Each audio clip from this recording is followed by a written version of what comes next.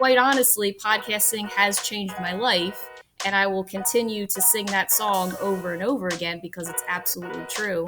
I wouldn't be where I am today in my career if I was not podcasting. If I didn't make that decision, uh, 2019, I would not be where I am today. I think that we both know the answer to this, but from Side Gig Central to this podcast, was it worth it launching your podcast?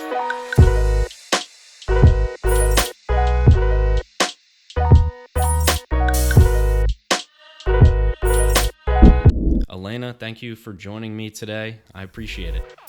Ryan, it is my pleasure. I am always a super fan of what you're doing, so wherever I can sing your praises, I'm ready. I'm in.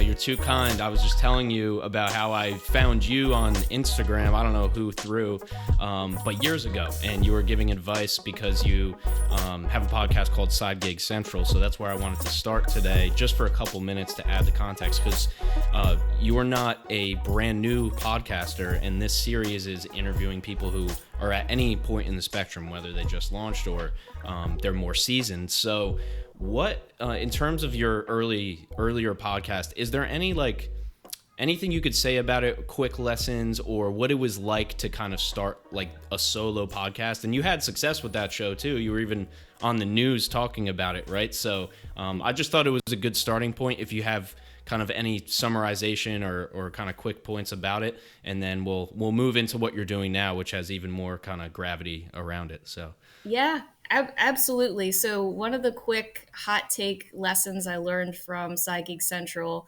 was I was not afraid to pivot to the audience that was actually listening. I started, and this is very common, I think, when you're first starting a podcast, you think this specific audience is going to start listening, but in actual fact, it's a totally different subset of people that are listening. And you have to just, in your mind, be flexible to say, okay, maybe we just change the topic. So for example, Side Gig Central, I was running automotive partnerships at Lyft. I was very much into the rideshare world, the gig economy world, the plug and play world of side gigs. And so I thought, okay, I'm going to do this podcast about all the Etsy store owners out there and all the rideshare drivers. And like, I had this preconceived notion of who was going to be listening to the show, and then it turned out to be completely false. And because who was actually listening were solopreneurs, were people that were interested in building their own brand, wonderful people like yourself, Ryan. yeah, I was going to say me. Right. Right. So the biggest lesson was for me to let go of that framework and say, okay, this is a different direction, and to not be afraid to move into that different direction and explore. And I think just having a spirit of entrepreneurship in your how you're thinking about your show and how it's going to evolve, because it will evolve, right? We're all, even in our own experiences and work and life, we're all evolving. So why wouldn't your show evolve as well? Yeah, it's a square peg in a round hole problem, right? Like that's what ends up happening because you're like, I set out for it to be this thing. And that's what I've been telling hosts since the beginning, but it's like, you don't really know what it's going to be once it's going, and what it is in the beginning is not the thing. So I know that we spend 5 hours planning it, and I know that we spend all this time creating the first 3 episodes and all that. But that is like your first 3 basketball games, but you have a whole season ahead of you. So it's, yeah, I that's such a great point in terms of basically business, right? Like letting the market decide. Like we don't add a new service unless people start asking us if we provide that service. Then we create it on the spot, iterate, and continue from there. But it's the typical, like, happens in startups, happens everywhere, where they're like, this is the idea. And then it ends up, pivoting to something else. It's literally like Airbnb, you name it. All the companies, they all started with some weird offshoot idea that then didn't become the final kind of product. Yeah, and I think it takes a lot of self-awareness as well, because we tend to think as we're starting the show, and again, especially as a solo podcaster, you have this vision of what your brand or what you're trying to convey to the audience of what that is. So to have enough self-awareness to say, you know what, there's a part of this that works, but maybe there's a another segment that's not hitting the mark, and let me have enough self-awareness to then explore, and if necessary, like cut that off and just go in a different direction. So it's podcasting is a mind trip, right? So It is. I was gonna say, like, not to scare off anyone who's newer to starting, because quite honestly, podcasting has changed my life, and I will continue to sing that song over and over again because it's absolutely true. I wouldn't be where I am today in my career if I was not podcasting. If I didn't make that decision, uh, 2019, I would not be where I am today. yeah, it's such, on top of all the other benefits. Yeah, it's a trip. It's a self-awareness, self-development tool. I was talking to David on the last episode. I actually don't know what the order of these episodes is, but that's there you go. It's you don't know what it's gonna be, right? Yeah. But I was talking to him about it, and I was like, even if I didn't record them, like when I sit down with somebody in person, I would still do it in one way or another, you know? So it's just, yeah, it's such a great tool for yourself. And if you go that entire time, or like with me, like, yeah, I have the like 10,000 downloads, you know, but the show that I had 4 years ago is not what it is. And I'm literally redoing everything right now, even with my own podcast, you know? So it's, yeah, trying to combine, like, now I have this LinkedIn audience that I didn't have 3 years ago. I was just talking to rappers, you know? It's like, you I never know. know. Ryan is the king of LinkedIn now. I see I see in my notifications it comes up, and it's like Ryan posted this one thing. 1,000 people are now reacting. So, so I was like, Ryan is just killing it over Uh, here. yeah, that's a whole nother animal. I don't know. So, because I'm Yeah. now, so that's kind of what I'm doing now, is creating more solo content about that. Because I realize that, or, you know, everybody starts to realize eventually that the audience pain point is really the biggest initial pain point. And we'll definitely get into that a little bit too. But that I haven't had a problem with once I figured out my system. But then it was like, okay, now it's how do we brand podcast principles correctly? How do we decide on a persona? Like, then it comes back to the business problem. So yeah, not having an audience problem is a really good thing, a place to be at for sure. But then it's figuring out how to serve them, you know, and like you were saying in the beginning, making the pivot if you got to pivot. If this is what they want, if I'm getting messages every day of, hey, that one episode you made about LinkedIn growth is my favorite episode. Well, okay, well, I'll take the feedback from the market, you know, Yeah. And for that and sure. that's and also too, because sometimes in podcasting you feel like, especially early on, you're just talking into the void, and sometimes you don't even know who you're talking to, and it can be very frustrating. Okay, so Ryan is like, yep. So I I think feel what you. you're saying, and taking that feedback, and the only way to get feedback like that is to actively promote it, because if you're not going to promote it, who else is? No one. And then you can't get that feedback, and then you can't grow, and then it's just like this cycle, right? And yeah, it can be a little bit frightening where you have a message, you're speaking into the void, and it's almost like there's this wall between you and the audience, and until you try and break down that wall and you solicit that communication back, it's hard. So if you're in that place right now, I get it, I feel for you. Just and I know probably everyone is telling, just keep going, because there will be a moment where you get that nugget of feedback, or that little kernel of inspiration from somebody who was like, wow, that really helped me.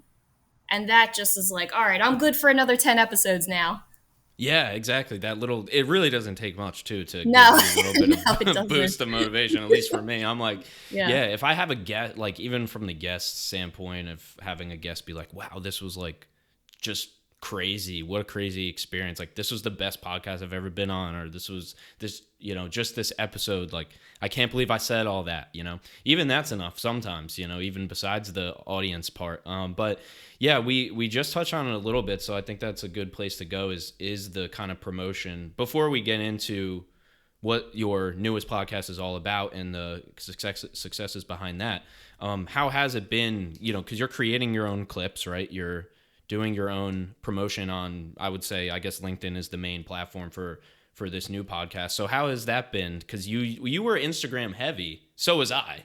Yes, yes, I was Instagram heavy, and one day I will get back to I doing say the Instagram. same thing. I'm I like, know, once I have somebody to manage all this, I then know, I'll I do it. know, and it's like I have a full time job as well. Yep. But no, you're right. So the new podcast, EVs for Everyone. The focus is electric vehicles. I am my career has been in the automotive industry, and I created this podcast because I saw a huge gap in the market for content around EVs that was not annoyingly academic or annoyingly technical.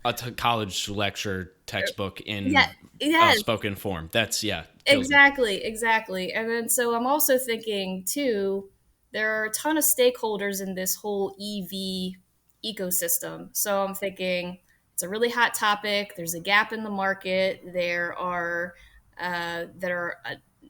no shortage of people wanting to talk about this, which is great, right? Which is a whole other sales strategy where you then are able to have access to people to talk about a common theme that you have interest in, and that in and of itself opens doors for you. So that's just a whole other episode. uh, so I think with starting EVs for Everyone, I had this really strong focus on what was special about Side Gig Central. And I think I got a lot of the feedback of it was casual, it was easy to listen to, it was like that short format, quick to digest, like easily bingeable.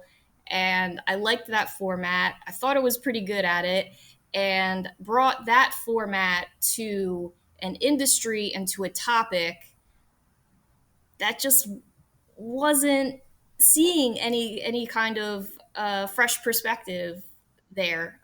So that was the plan. That was a strategy. As I bet, my first episode dropped back at the beginning or last December. So, we were talking about this before we hit record. So, last December is when EVs for Everyone launched. So, we're not even a full year in. And it's the podcast has, in my opinion, has done extremely well. And my KPIs are, sorry, key performance indicators are maybe a little bit different. That, everybody's going for like, oh, I want massive downloads. I want like a massive audience. Yes, I want that, but then I also want the podcast to create and reinforce my persona, my authority in the industry. I cannot stress that enough. And without even doing this for a year, I'm now being asked by some of the largest media companies in automotive to go to their conferences and say, like, Elena, please, will you live do your show at our conference because it will sell tickets. Mic drop. so, so it's like, okay, don't, sometimes these types of things sneak up on you because, let's go back to business 101, you're filling a need in the market, you're doing something unique, you're doing something that only you can do, and what you bring is different than everyone else. So to me, that's the most exciting part. And again, having access to people that, if I did not have a show, did not have a podcast, I would never have access to these people. My favorite again, I'm going off the rails here a little bit, but this example is powerful, I think. I did an interview with the head of electric vehicles at JD Power.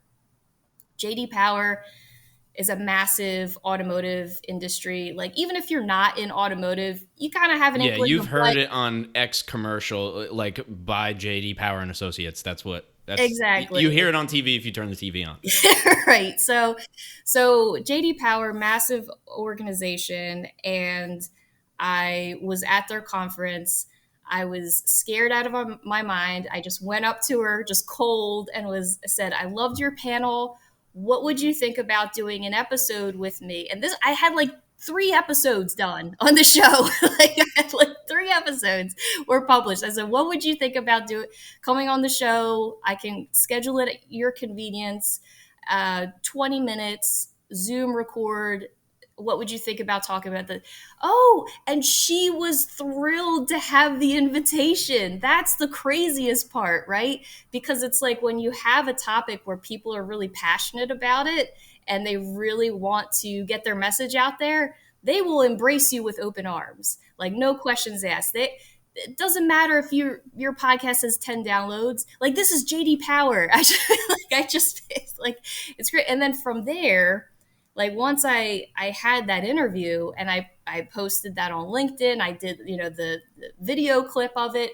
People are like, "Wait, what is this podcast?" And like, should I ask to be on it as well? And then that's really what got the engine running and helped me to secure more high profile guests and really get the word out. Because at the same time, JD Power then, I think, even also posted a link to the podcast episode, because then that massive organization is like, that's content. Like, everyone wants content. That's evergreen content that we can then use, which is very valuable. So it's like you're hitting all of these boxes. So I think if you can be a little bit ballsy in the beginning and just be like, have this like crazy, I call it just being delusional, just be a little bit delulu, and you have to just, I'm with that. yeah, you just have to say, all right, this is what I see for it right now, and then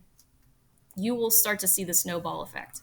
Yeah, it's so there's so many good points in there. I just wanted the first one is the authority piece and industry authority piece, right? So if like you're in the podcast world, or if you're in an industry, right, that's not, if it's sales, marketing, business development, that's cool. Like, most people are in those industries. Yeah. It's gonna be harder Yeah. to create something like this, is my guess, right? Yeah. For me, I make content about growing your audience or hip hop or whatever. It's just like there's so much there already. Yeah. If you're in something, or if you're in a niche within a niche, a Yeah. sub niche of Yes. automotive being at the top, Yes. and automotive has been generally doing a lot of the same things for a long time. They may have iPads in their cars now, but it's still a lot of the same kind of principles going on. They're not, the future of content is not from Chevy. You know what I'm saying? Like, I love Chevy, I love all the automakers, but they're not.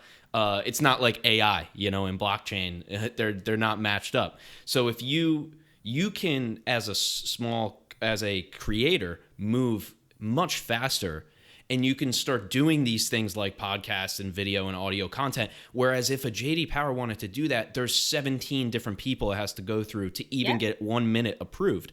So now all that person has to do is get an approval of like, yeah, you can go on this podcast, and boom, now you've brought this massive company to the new age too, along with you. So that's part of the pull, where it's like having a small agency versus having a massive company. It's just the small agency's always going to be able to do the newer thing faster, So I think that's like just a pinpoint, or just a point there to make in terms of, if you can niche down a little bit more, and just take a look at the industry, which is what you did.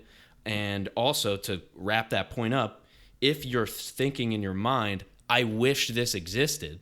Yes. There's probably other people thinking that. Yes, exactly. And being able to play to your strengths. I'm a big, big advocate. I was just asked to do an interview for another media publication. They had asked me, what's the biggest piece of advice you would give to someone who is new in either automotive or mobility? And my answer to that is simply, you have to stay true to your strengths and your values no matter what.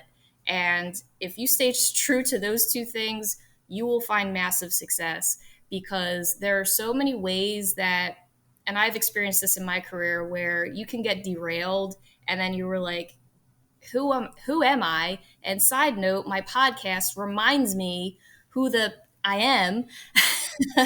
Okay, because there are a lot of things that try to derail you in this world. So you stay true to your strengths and your values.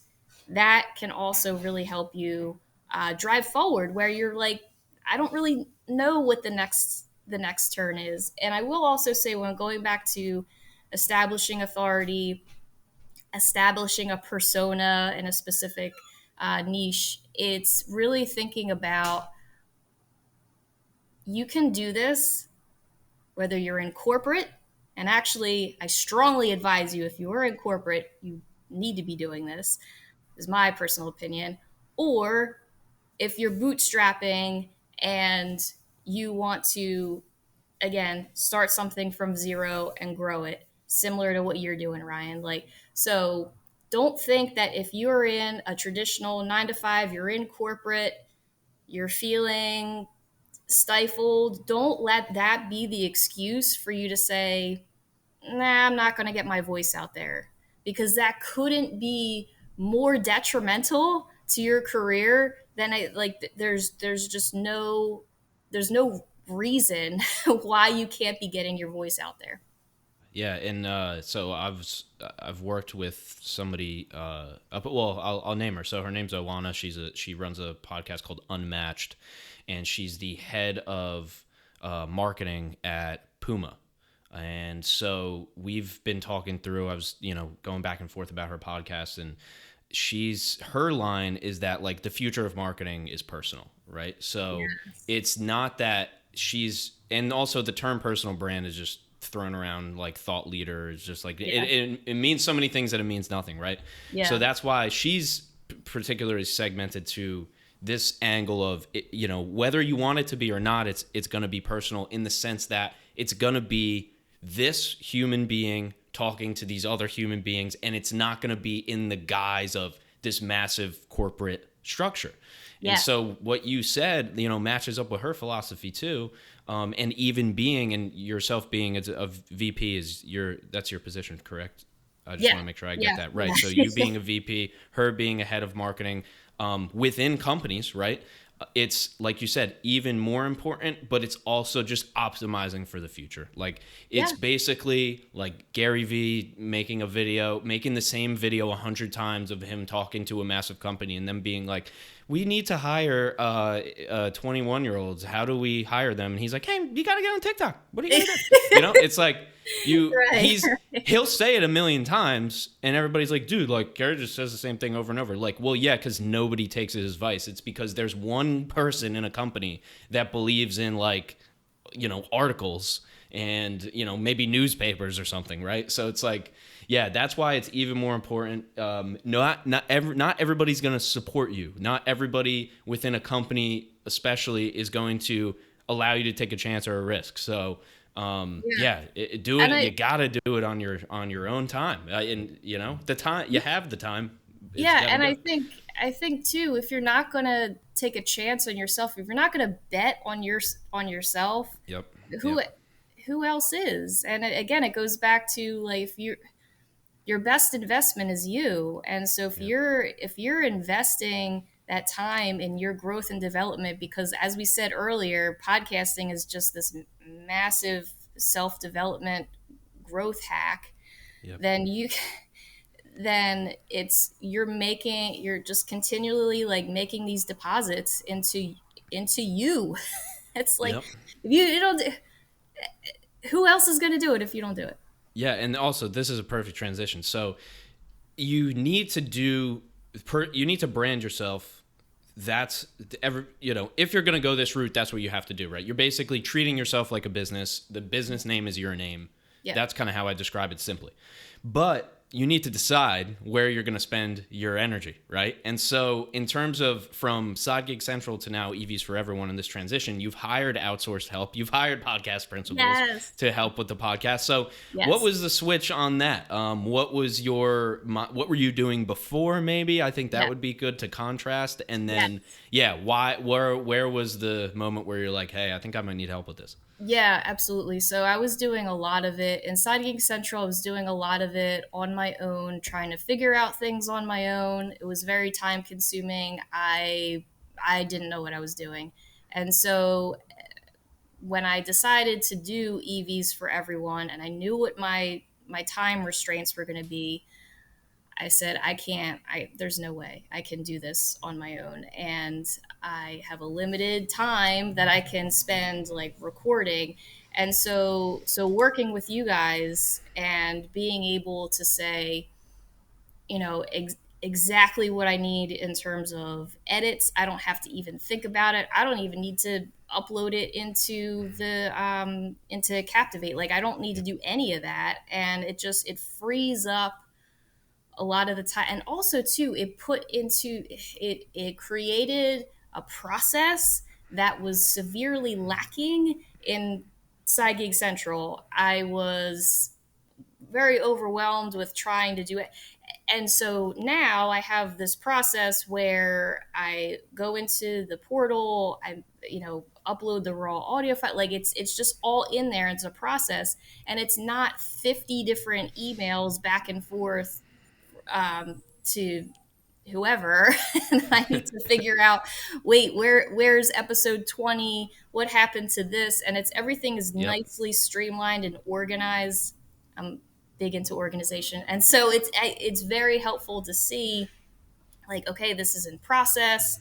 This one I still need to gather show notes, but it helped me develop a process where I know reasonably, like, okay, I can stay on a schedule. And it's been so crazy helpful. And I think if you're newer in podcasting, this is even more beneficial, I think, because you're not wasting all of this time trying to figure out technical stuff that you don't need to figure out how to do. Like you just there's no need for you to Yep. be to anyway. If that's, again, if you want to get into that field, Yes. No, awesome. well, I'll be honest with I, you, Elena. you You're know, and you're not ever going to use compression and EQ, I don't think, no, for the rest of your life. So no, let Ivan handle it. You know what I'm saying? Let right, Jack organize. Send it to yes, Ivan, and then it's like shout out to the guys and the girls at Podcast Principals, the team. But yeah, that I came to that realization myself, and I'm a music producer and a rapper, and I'm still like, I also don't. I'm not. My future is not doing half of this. 100%. yeah. And it's been really helpful to also have that extra time to then strategize The on. peace of mind element to that Yes, is killer, because then if you could just focus on the content, and yes, yeah, and I'm also, like, as we both are, DIY through and through. That's how we yes, start anything, right? yes, yes. And that's great. I think you should literally just try to edit a video.